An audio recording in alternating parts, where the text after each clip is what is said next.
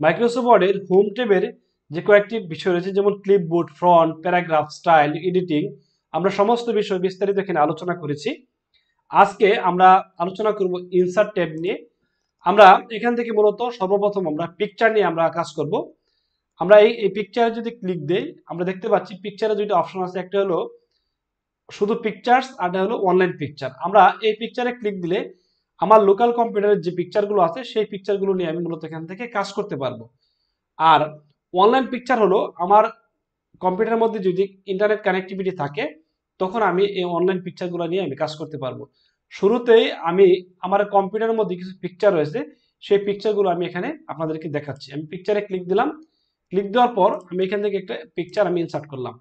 আমি যে পিকচারে দেখাচ্ছি এটা আমার কম্পিউটার ট্রেনিং সেন্টারের একটি ছবি, সার্টিফিকেট, সরকারি সার্টিফিকেট বিতরণের একটি ছবি। আমরা এই ছবিটি আসার সাথে সাথে আমরা দেখতে পাচ্ছি এই ছবিটা ফিক্সড হয়ে গেছে। মানে এই পিকচারটা প্রথমে ইনসার্ট করার সাথে সাথে ফিক্সড হয়ে গেছে। আমরা এই ছবিটাকে ফিক্স থেকে আমরা সহজে মুভ করার জন্য একটা বিষয় আছে এখানে, প্রথমে এটা করে নেব, সেটা হলো পজিশন। আমরা পজিশন থেকে যে কোনো একটা পজিশন আমরা একটা ক্লিক দিব। ক্লিক দিলেই দেখবো এখন ছবিটা আমি সহজেই যে কোনো জায়গায় আমি মুভ করতে পারতেছি। ছবি নিয়ে কাজ করার শুরুতে আমি একটা জিনিস আপনাদেরকে জানিয়ে রাখি, আমরা ছবিকে যখন বিভিন্ন সময় কাস্টমাইজ করব, ছোট করব, বড় করব, তখন আমরা অবশ্যই ছবির যে কোনো কোনায় ধরে এভাবে আমরা ছোট করব এবং বড় করব। ছবির আমরা মাঝখানে এবং উপরে নিচে ধরে যদি আমরা এইভাবে বড় ছোট করি, সেক্ষেত্রে আমাদের ছবির শেপ নষ্ট হয়ে যায়, আমাদের ছবির যে সৌন্দর্য সেটা নষ্ট হয়ে যায়। আমরা চেষ্টা করব সকলেই যে ছবির যে কোনা আছে, কোনায় ধরে আমরা এইভাবে ছোট বড় করব, তাহলে আমাদের একটা ছবির শেপ ঠিক মতো থাকবে আর কি। তাহলে এই বিষয়টা আমরা নিশ্চিত হলাম যে এখন আমরা এই পিকচারকে সহজে আমরা এখান থেকে মুভ করাইতে পারতেছি, যে কোনো জায়গায় আমি পজিশন করাইতে পারতেছি সহজেই। আমরা আরেকটি পিকচার এখান থেকে নিয়ে আসি, আমরা এখান থেকে আরেকটি পিকচার নিয়ে আসি।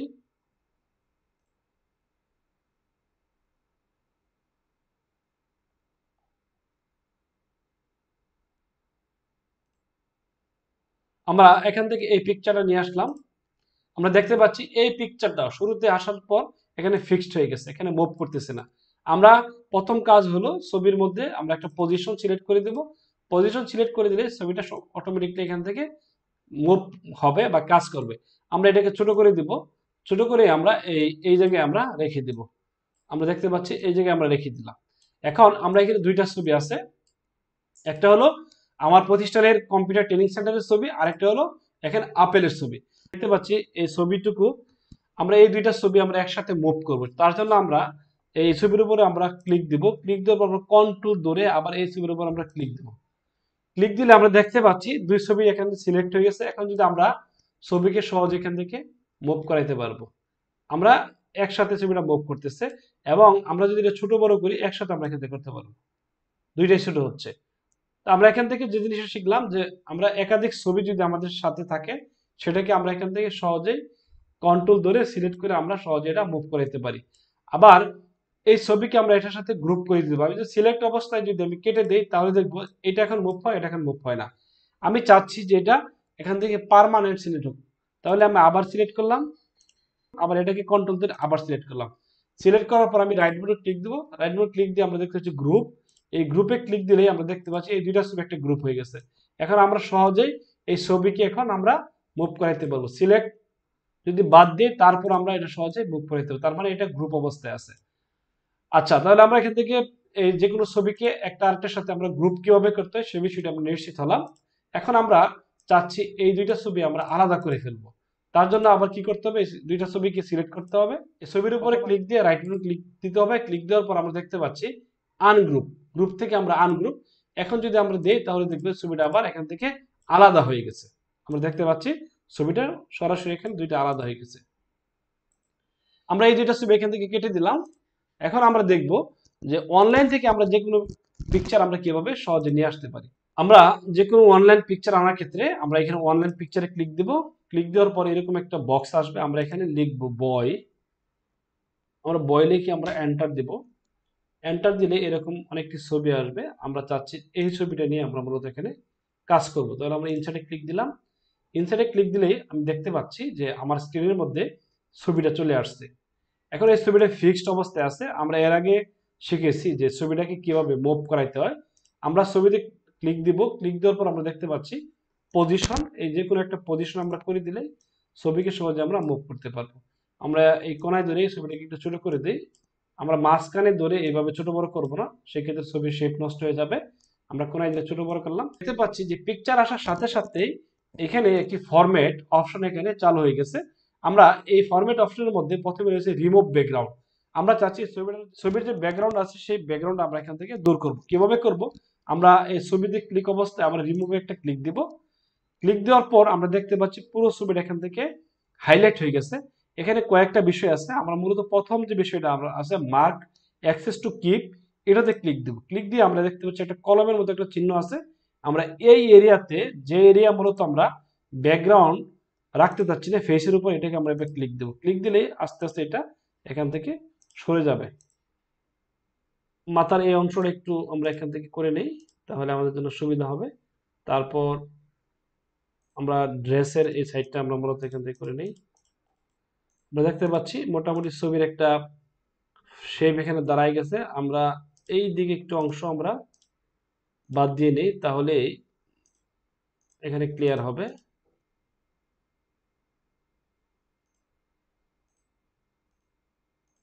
ওকে, এখন আমরা এখান থেকে কিপ চেঞ্জ ক্লিক করব। কিপ চেঞ্জে ক্লিক করলে আমরা দেখব যে পিছনের ব্যাকগ্রাউন্ড এখান থেকে চলে গেছে। আবার আমরা যদি এই ব্যাকগ্রাউন্ডটা আবারই দূর করতে চাই, তাহলে আমরা আবার রিমুভ ব্যাকগ্রাউন্ডে ক্লিক দেব। ক্লিক দেওয়ার পর আমরা এখন আবার এটাকে মার্ক করে দেব। আমরা এইভাবে মার্ক করে দেব, মার্ক করে মূলত দেখতে পাচ্ছি পুরো ছবিটা এখান থেকে যে যে জায়গাটুকু আমার বাকি ছিল সেটা আমি এখান থেকে করে দিচ্ছি।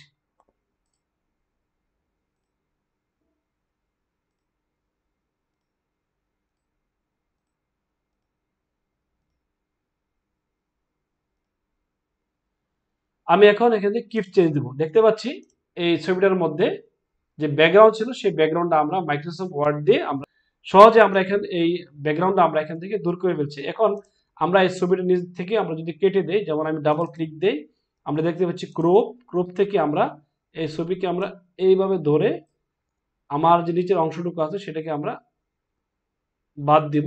এইভাবে ধরে আমরা ছবিকে একটা শেপে নিয়ে আসবো। দেখতে পাচ্ছি ছবিটা একটা শেপে চলে আসছে। এখন আমরা এই পিকচারকে যে কোনো জায়গায় আমরা চাইলে ব্যবহার করতে পারবো। এখন আমরা দেখলাম যে কিভাবে আমরা মূলত এই ব্যাকগ্রাউন্ড চেঞ্জ করতে হয়। তারপর আমরা দেখতে পাচ্ছি এই পিকচারকে আমরা আবার এখানে কারেকশন দিব। কারেকশন থেকে আমরা বিভিন্ন কালার আছে, আমরা দেখতে পাচ্ছি এরকম কালার আছে, বিভিন্ন স্টাইল আছে আমরা দেখতে পাচ্ছি এখানে, যে এইগুলো আমরা চাইলে এখানে দিতে পারবো। প্রত্যেকটি কালার আপনারা অবশ্যই এখান থেকে অ্যাপ্লাই করে করে নিজেরা প্র্যাকটিস করবেন, তাহলে জিনিসটা বোঝা যাবে যে আসলে কোথায় পরিবর্তন হচ্ছে। আন্ডু করলাম, তারপর হচ্ছে কালার। এই ছবিকে আমরা কয়েকটা কালার দিতে পারি, আমরা সাদা কালো কালার দিতে পারি এখান থেকে। তারপরে আরো কিছু কালার আছে, আমরা আরো রঙিন কালার দিতে পারি। তারপরে এখানে দেখতে পাচ্ছি যে আরো বেশ কিছু সুন্দর সুন্দর কালার রয়েছে, আমরা চাইলে এগুলাও এখানে ব্যবহার করতে পারবো। এছাড়াও আমরা যদি চাই যে সাদা কালো বা অনেক পুরাতন বা অনেক হারানো দিনের কিছু ছবি আমরা যদি বানাইতে চাই, সেটাও আমরা এখান থেকে করতে পারবো। এই কালার থেকে আমরা দেখতে পাচ্ছি যে সাদা কালো ছবি আমরা করে ফেলছি এখান থেকে। সহজে আমরা যে কোনো ছবিকে এরকম কালার চেঞ্জ আমরা সহজে এখান থেকে করতে পারবো।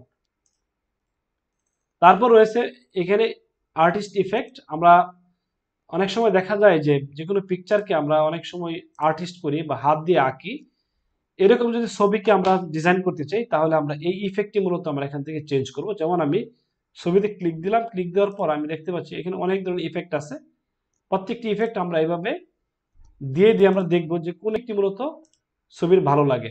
এটা হলো আর্টিস্ট ইফেক্ট, আমরা চাইলে এই ইফেক্টগুলো দিতে পারবো।